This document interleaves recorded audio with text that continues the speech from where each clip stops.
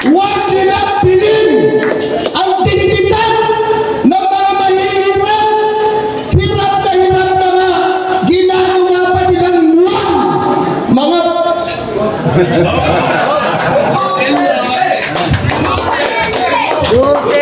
Duterte talaga!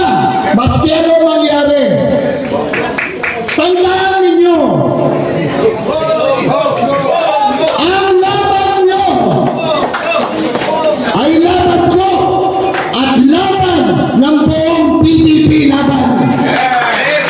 Ang mga Pilipino hindi ayuda dahil yung mga pinag-aaral nyo, mga anak nyo, pag nakita na puro ayuda ang nakikita na kukuha nila, yan pala pero mamatrikul ako.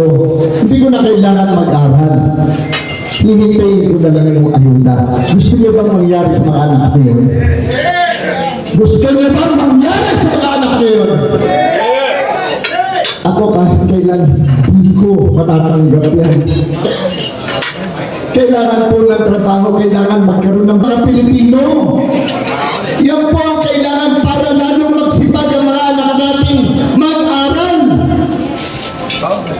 Para sa kanilang magandang kinabukasan. Iba pa rin yun nakikita nila kanilang mga magulang na nagtatrabaho. Tinitingala nila. Nagpapakamatay ang aming mga magulang para lang makatapos kami. Yan po yung importante sa akin. Actually, sila nagsabi sa akin,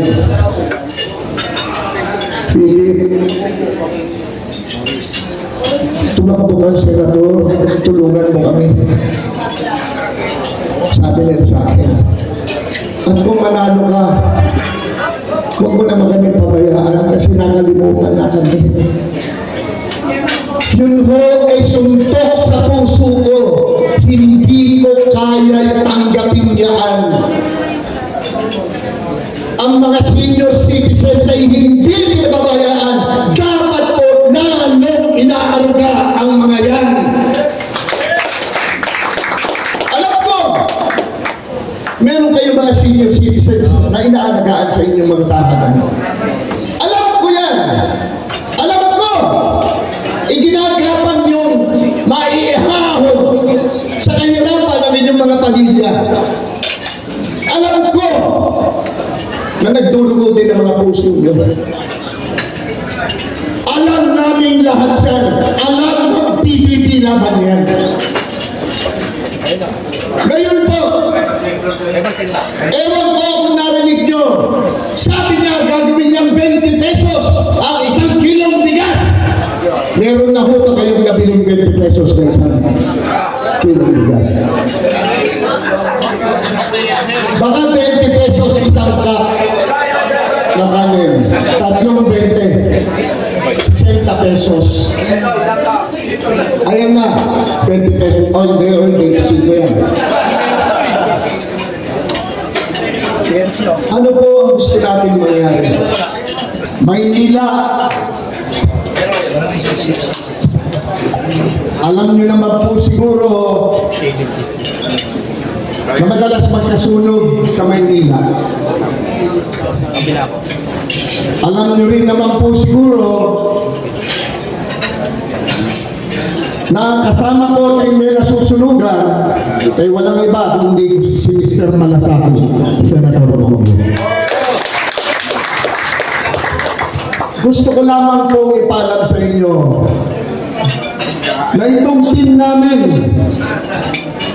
mula kay Atty. J.D. Hillo, representante ng Western Visayas, nag-iisang Ilonggo namin, ang kabaka, ang magbabaka, ni Ilocano, Atty. Raul Lambino, at ang pinakabata sa amin, na abogado na rin ngayon, Atty. Jimmy Bobo. Huwag niyong kalimutan si Pastor Apollo Kibuloy. Huwag niyong kalimutan si Atty. Dick Rodriguez. Huwag niyong kalimutan napakatapang na kongresista na magiging senador na rin, Rodante Marcoleta. At siyempre, ang ating nire-respetong senador, re-electionist, itaganyo sa Bato, ipaglalaban kayo, Senator Bato de la Rosa. At parating na po ang ating best friend ngayon, si Mr. Malasakit, dagtang vision magserbisyo, Senator Bongo. Kami po ang team na makikita nyo, may eleksyon o wala. Kami po ang team na maaabot nyo, may eleksyon o wala. Kami po ang team na mayayakap nyo, mayakakamayan nyo, mararamdaman nyo, may eleksyon o wala.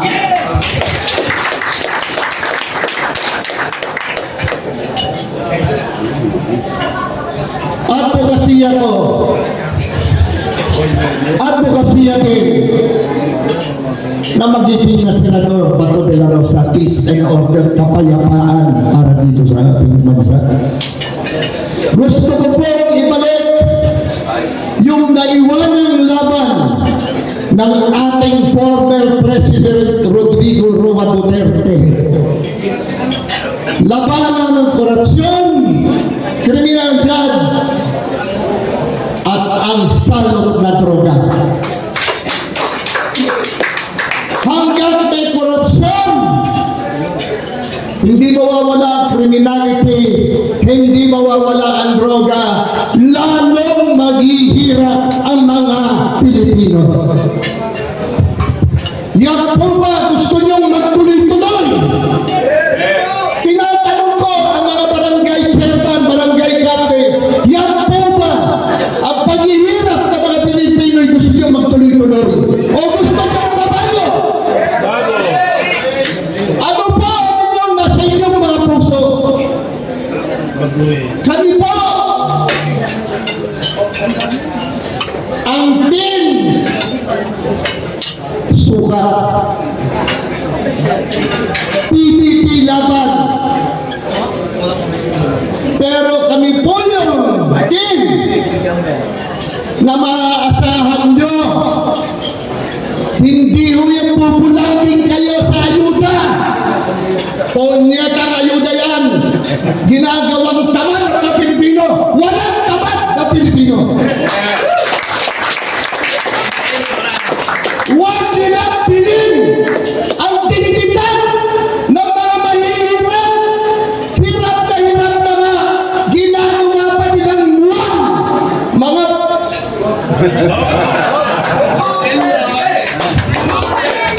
Duterte talaga.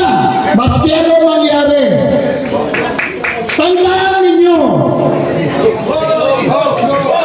ang laban nyo ay laban ko at laban ng buong PDP laban.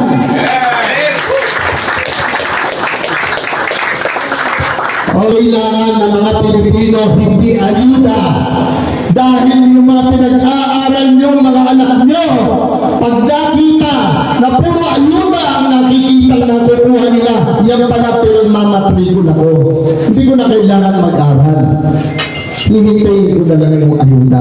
Gusto nyo bang mangyari sa mga anak nyo yun? Gusto nyo bang mangyari sa mga anak nyo yun?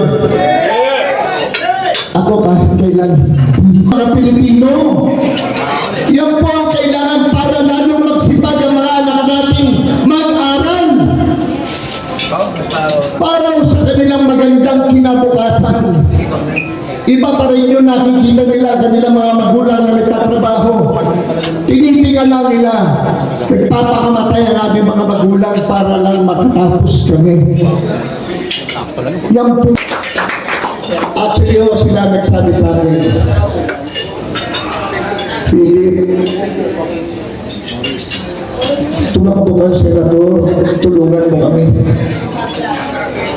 Sabi nila sa akin, at kung manalo ka, huwag mo naman kami pabayaan kasi nakalimutan nakalimutan na kami. Yun ho ay suntok sa puso ko. Hindi ko kaya tanggapin yan. Ang mga senior citizens ay hindi pinababayaan. Dapat po lalong inaarga ang mga yan. Alam ko, meron kayo mga senior citizens na inaalagaan sa inyong mga tahanan. Alam ko yan. Alam ko, iginagapan yung maihahon sa kahirapan ng inyong mga pamilya. Alam ko na nagdurugo din ang mga puso nyo. Alam namin lahat yan. Alam ng PDP laban yan. Ngayon po, ewan ko kung narinig nyo, sabi niya gagawin niyang 20 pesos ang isang kilong bigas. Meron na ho pa kayong nabiling 20 pesos na isang kilong bigas. Baka 20 pesos isang cup na kanin. Tatlong 20. 60 pesos. Ayan na. 20 pesos. Oh, hindi. 25 yan. Ano po ang gusto natin mangyari?